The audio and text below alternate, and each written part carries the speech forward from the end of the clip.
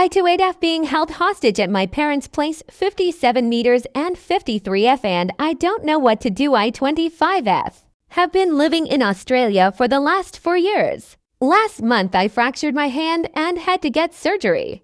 My parents wanted me to take sick leave and come to India to get it fixed. Their reasoning: it'd be very expensive to get it fixed here, and that it would be easier to have someone to take care of me.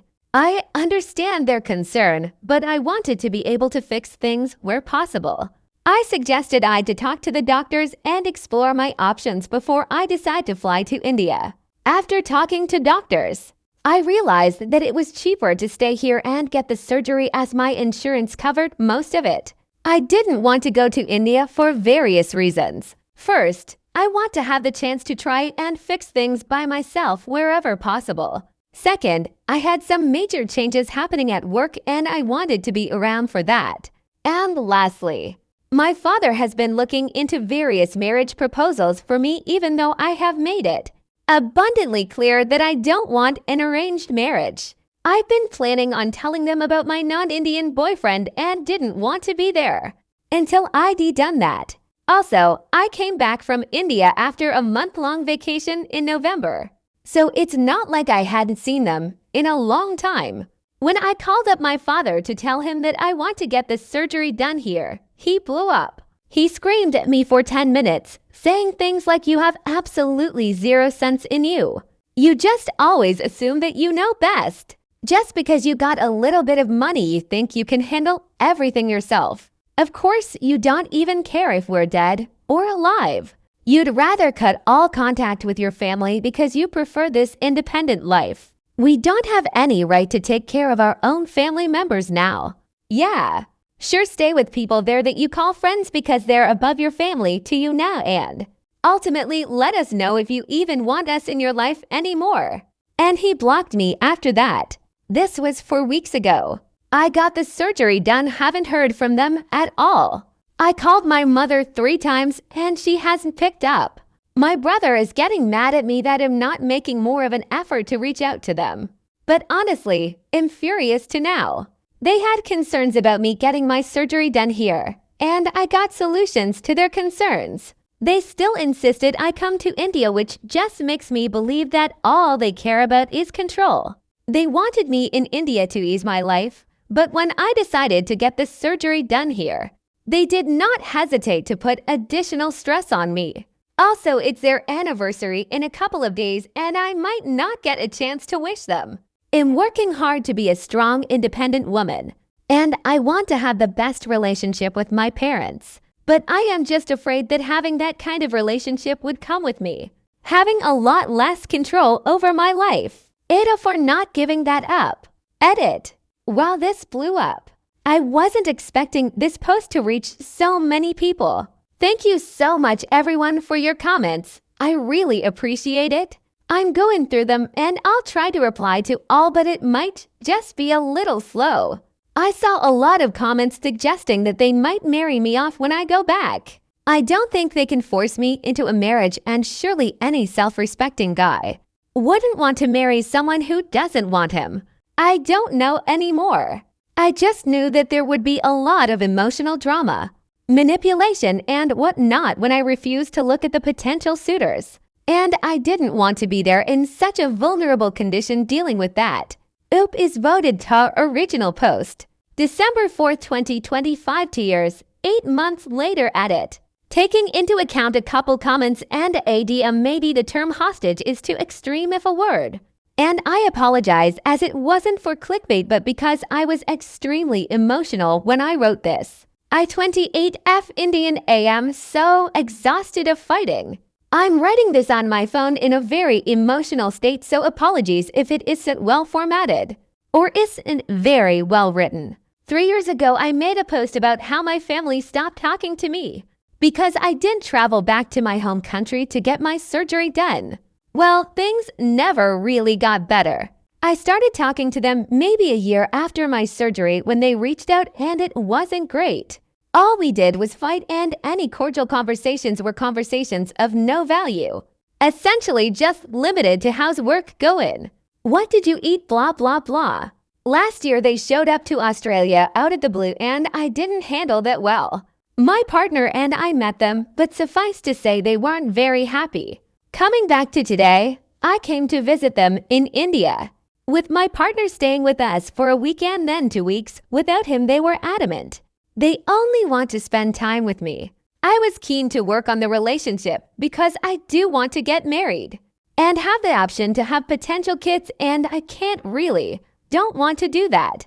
Without them involved in my life, I'm dating an Australian guy 28 meters who I've been in a relationship with for over 5 years. They made an excuse so we couldn't stay with them together, but they met up with us for lunch the day my partner was leaving.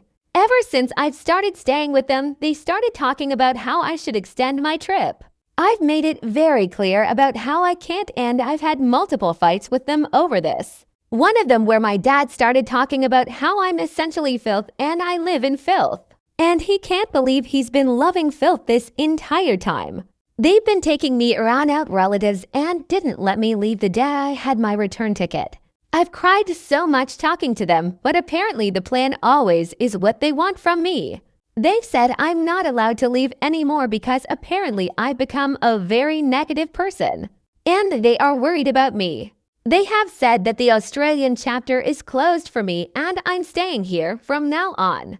I'm so scared and I really don't know how to deal with this situation.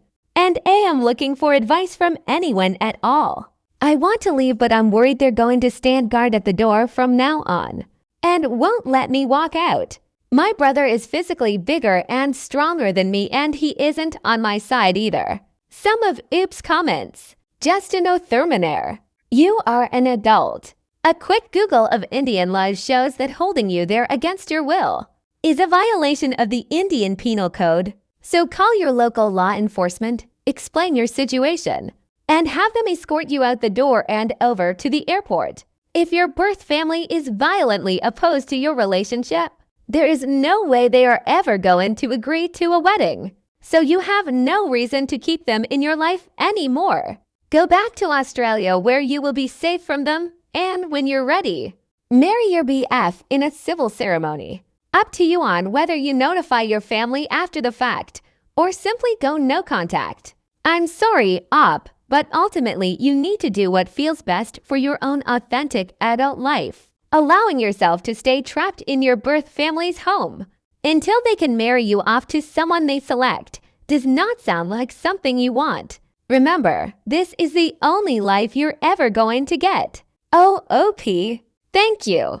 I've been too disturbed to think rationally and just wanted to seek advice from other people because calling cops seemed too extreme. But my aunt has threatened to tear my passport or lodge an infer against me for a made-up reason. So I'll be tangled in court cases and won't be able to leave. I'm just really scared to do this alone here, but I guess I have to. Mooseliv, will the cops take this type of call seriously? Or will they treat it as a family matter even though it's illegal? If you think this might happen, you should rather contact a women's shelter. Also, ensure that your partner knows exactly what's going on and keep the messages as a record of how your family has treated you and cause it's needed in future. OOP, that's the other thing I'm worried about. Family relationships trump everything else in India. And I don't know to what extent it extends to cops as well. I've emailed a women's shelter, but I don't have an Indian number and haven't been able to make the calls. Oop adds. I've been holding my passport, my visa, and my credit cards on me at all times. I'm worried my father can escalate things further because I never expected things to turn out this way, and they did. My BF can book tickets for me for sure, but he's not in the country. So his involvement will be limited to another commenter. I can enable roaming and then hopefully make calls. Booking Uber would be fine, but it would be good to have a way to make calls if needed. I honestly don't care about money at this point. I also have an SIM that only has data so I can still access internet leave early in the morning. Middle of the night. The house isn't too big and the door makes a lot of noise when opened. Sorry, I know it sounds like an excuse, but I'm really scared of getting caught. and making things so much worse, but I know I'd have to do that, and that's the only way. We're leaving for my parents' place tomorrow from my grandparents. I have had no opportunity to escape yet because I've constantly been surrounded by too many people. But I know I'll have to act when we're at my parents'. To a longer comment, thank you so much for your reply. I appreciate you citing the texts that they hold so dear. My family, my relatives love me so much, but their love borders around possession. I've heard such foul things from them, including how no other girl in the family would ever be given an opportunity to grow from now on because of the example I've set after being trusted. I'm so exhausted of being blamed for every skin problem later in the comment thread. I love this so much. I've had Gita with me for a couple years, but haven't read it. If I get out of this situation, I'm definitely reading it. Thank you for your insight. My family is extremely religious. And the other reason they're worried is because our family astrologer apparently told them that I'm on a very wrong path, and in 3 to 4 years my life would be absolutely ruined. They think they're protecting me, but I cannot get myself to agree to that. David, your father called you filth. I'm not sure that's love. OP has been acting all loving since then, and this has always been the pattern. He spews hateful things at me and then acts normal the next day or extra loving. And I'm supposed to forget all about it. I've always been told his anger is just built up frustration, but when I get angry, I'm told I need to see a psychiatrist or a counselor. Is Oop an Australian citizen? Nope, unfortunately not. Otherwise, I could imagine Australian embassy being a lot more involved. Ultra Prismic, I think you should post about this in an India-specific sub. Americans who aren't familiar with India can't say whether or not the cops will uphold the law for you. It might be smarter to play along with your family until they trust you enough to leave the house on your own and just slip away while running errands. OP, I tried finding Indian-specific subreddits to post on, but in my state, this felt like the easiest place to post. I wanted to post in India subreddit, but they've changed the way you post Skindia. And I knew no one would ever be able to see this. Editor's note: is advised to post in the Skindian women subreddit comments from that subreddit. Agitated Quiet 7670. If you can still use technology, contact a lawyer and file a habeas corpus writ. You can obviously call the cops too.